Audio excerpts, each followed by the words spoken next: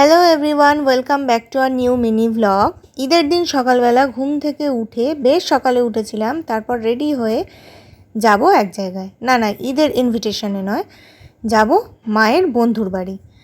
তো সকালবেলা উঠে স্নান টান করে নিলাম, তারপর পরে নিলাম এই জামাটা। এটা আমার দিদি আমাকে গিফট করেছিল, তো বেশ পছন্দের এই জামাটা আমার। এই গরমে তো মেকআপ করার কিছু নেই, স্নান করে এসে জাস্ট একটু সিরাম লাগিয়ে নিলাম আর হালকা ফুলকা একটা দুল পরে নিলাম, কাজল, লিপস্টিক, ব্যাস, দ্যাটস এনাফ। আর হ্যাঁ, এই গরমে বডি স্প্রে লাগাতে ভুলবেন না কিন্তু, যাই করুন না তাই করুন, বডি স্প্রে মাস্ট। তারপর আর কি, তারপর সেজে গুজে মা ওদিকে রেডি দেখতে পাচ্ছি, বেরিয়ে পড়লাম।